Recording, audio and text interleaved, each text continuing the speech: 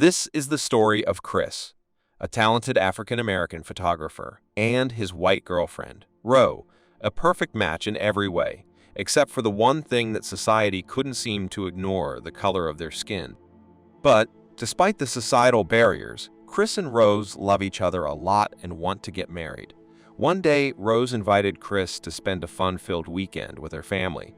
Chris was a bit nervous, unsure how her family would react to their relationship. Despite Rose's assurances that her parents are open-minded and not racist, Chris remains uneasy.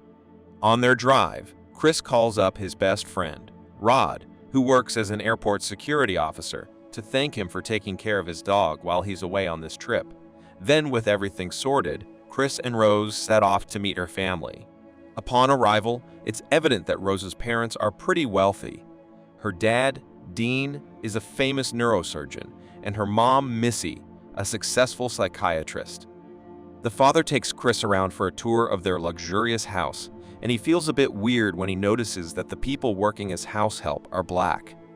Sensing Chris's unease, the father shares a heartfelt story, explaining that the housekeeper and groundskeeper were once his parents' trusted caretakers. But after they died, he couldn't bear to part ways with them, so he kept them close. Afterward, the four gather on the porch for a friendly chat.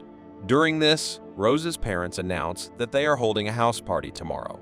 The conversation took a sentimental turn when Chris shared the tragic story of his mother's death in a car accident when he was just a child. Since the topic seems sensitive, Rose's parents quickly shift the conversation to something lighter. They notice that Chris appears to be a smoker based on his behavior, so father suggests giving hypnosis therapy a try to kick the habit, as it quickly helps people quit smoking. While they chat, Georgina, the housekeeper, serves them tea. However, it looks like something isn't right with her. Her expressions seem to be a mix of happiness and stress. Upon seeing this, Missy rudely tells the housekeeper to leave them alone. But before Chris gets a chance to react, he gets interrupted by Jeremy, Rose's younger brother.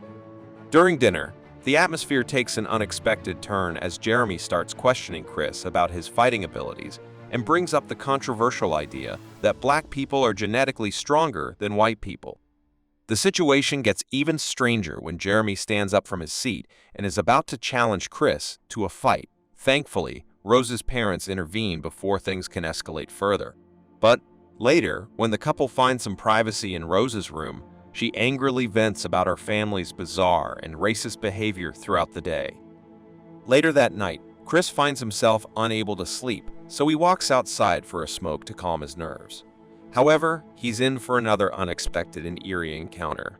Within moments, Chris sees Walter, the groundskeeper, running directly toward him at full speed. Tension rises, but the man runs past him without further interaction. When he turns around, he finds Georgina at the window, checking her reflection and seemingly unaware of his presence. Puzzled by the strange events, Chris returns inside and sees the mother sitting in a therapy room, sipping tea. Curious and seeking some solace, Chris decides to join her. She sees the opportunity to inquire about his smoking habit and asked if he'd like to try her hypnosis therapy now. Before he can respond, she begins stirring her tea, and the scraping noise unusually affects him. In the dimly lit room, Missy continues her conversation with Chris, asking him deeply personal questions about the time his mother died.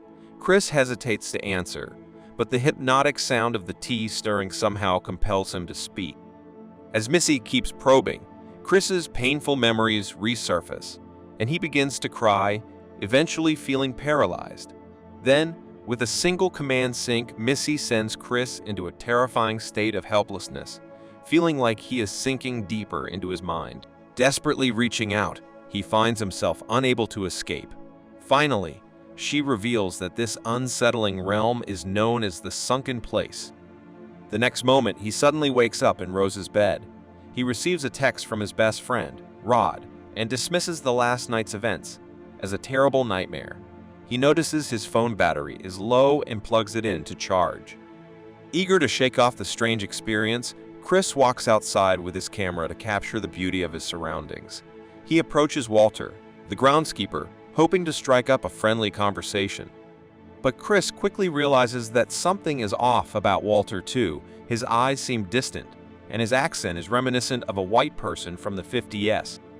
But when Walter mentions Chris's smoking habit and asks if Missy's therapy worked or not, he gets shocked that the eerie hypnosis session wasn't just a nightmare. Disturbed by the discovery, Chris immediately shares the experience with Rose, who apologizes for her mother's actions. Surprisingly, Chris finds that the hypnosis has indeed cured his desire to smoke.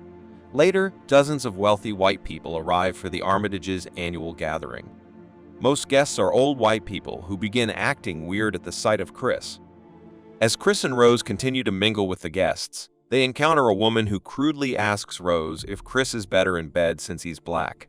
Another elderly couple comments on how black skin is now fashionable, leaving Chris feeling disgusted and eager to escape the conversation. He looks around for any nice view to shoot with his camera. While exploring, Chris comes across another black man named Logan King. However, just like Walter, Logan speaks and behaves like an old white person. As the party continues, Chris meets Jim Hudson, a well-known blind art curator who eventually grew blind from a genetic disease. Unlike the other guests, Jim does not bring up Chris's race during their conversation. Instead, he reveals himself to be a fan of Chris's work and praises his talent for photography. Feeling uneasy, Chris heads upstairs, unaware that the party guests have fallen silent. Upon entering the room, Chris is puzzled to find his phone charger unplugged. Growing suspicious, he checks the other rooms and finds Georgina, concluding that it must have been her who unplugged his phone. Seeking solace, Chris calls his best friend, Rod, to catch up and shares the bizarre hypnosis experience with him. Rod expresses concern and jokingly suggests that white people enjoy turning black people into sex slaves, but Chris reassures him everything is fine. However, Georgina also speaks like an old white person and struggles to understand modern slang. Chris then confesses to her how being surrounded by so many white people intimidates him. Upon hearing this, Georgina seems to want to say something, but hesitates. Instead, she begins to cry. She insists the Armitages treat her like family before walking away like a weirdo. When Chris returns downstairs, he finds Dean engaged in conversation with a group of older people.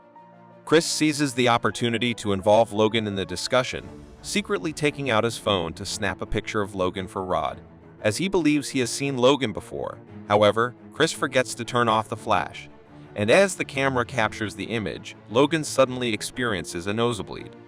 He becomes hysterical, lunging at Chris and frantically shouting, "Get out!"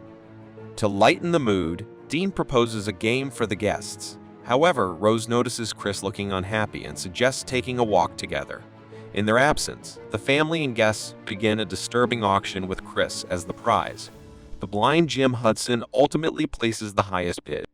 Meanwhile, in the woods, Chris confesses that he's been experiencing strange sensations since the hypnosis session and wants to return home. Alone in the room, Chris sends the picture of Logan to Rod. It turns out that Rod knows the man, Andre Hayworth, who used to date one of their friends. Rod begins freaking out after Chris explains how the man has seemingly changed his name and is now in a relationship with a significantly older woman. However, Chris's phone battery dies before they delve deeper into the mystery. Convinced that something is off, Chris tells Rose they need to leave immediately. Rose agrees and goes downstairs to retrieve her bag. After she's gone, the sight of the open closet intrigues him, so he decides to check it out. He discovers various photographs of Rose in prior relationships with several black men, including Walter and Georgina. It becomes evident that Chris isn't the first black man Rose has been involved with. When Rose re-enters the room, claiming she's ready to go but can't find her car keys, Chris urges her to head downstairs. As they reach the bottom of the stairs, they find Jeremy blocking the front door, Missy standing ominously in the foyer with her tea, and an uneasy atmosphere pervading the air. Chris pleads with Rose to locate the key, while Dean enters the room and starts talking about the brilliant white mind and its need for a more suitable vessel. Creeped out, Chris loses patience and begins yelling for Rose to find the keys. As the unsettling truth comes to light, the family starts behaving weirdly and encircles him. Rose reveals that she's in on her family's plans all along. When Chris tries to attack Jeremy, Missy taps her teacup, sending him into a hypnotic trance. Rendered powerless, Chris watches helplessly as the family drags him into the basement. Back in the city, Rod's concern for his friend grows. After multiple unanswered calls, he decides to investigate further. Upon searching for Andre online, Rod discovers a missing person article about him. Meanwhile, Chris finds himself bound to a chair, struggling in vain to be free. The TV in front of him suddenly turns on, playing a recording of Rose's grandfather explaining how Chris was chosen because of his genetic advantage as a black man. As the unsettling message sinks in, a video of tea being stirred plays, sending Chris back into unconsciousness. The following day, Rod visits the police to report his suspicions about Chris being held hostage by a white family who kidnaps black people to be sex slaves. However, the police start laughing at his seemingly outlandish theory. While this happens, Chris learns the horrifying truth behind Rose's family.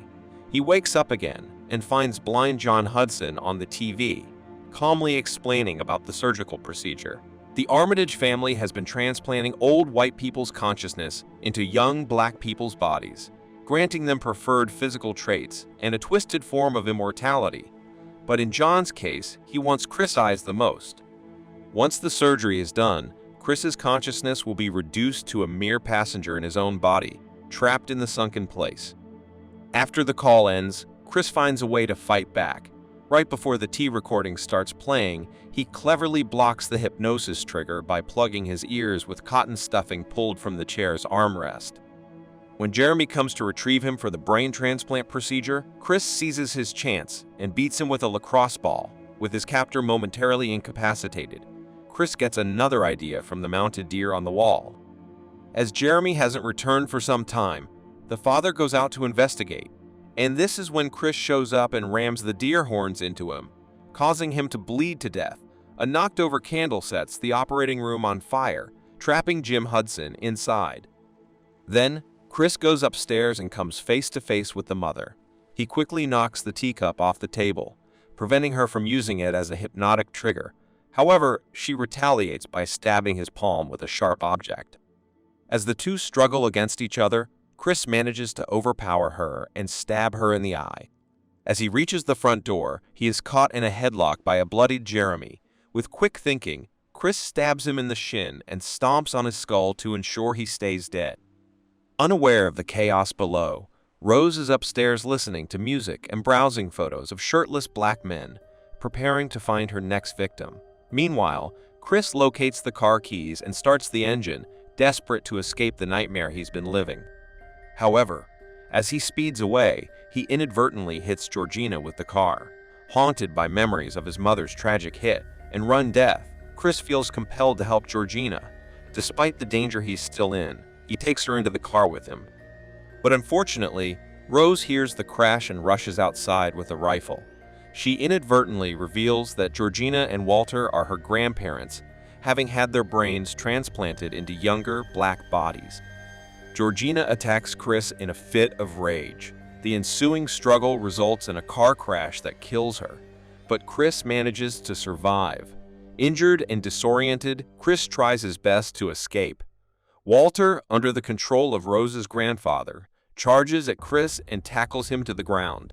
In a desperate attempt to save himself, Chris uses the camera flash to awaken the actual person inside Walter's body momentarily. And luckily, he gains an unexpected ally. Walter takes the rifle from Rose and shoots her in the gut and then himself, bringing an end to the family's creepy experiments. Injured, exhausted, Chris has no heart to kill her, despite the horror she's put him through. Unfortunately, just at that moment, the police arrive, but luckily, it is an airport security car, which belongs to none other than his best friend, Rod. His timely arrival saves Chris from further harm, and the two drive away from the nightmarish scene, leaving Rose to die in the middle of the street. Remember to like, share, and subscribe to our channel. If you have any suggestions for future movies, please leave them in the comments section below. Until next time, take care. Goodbye.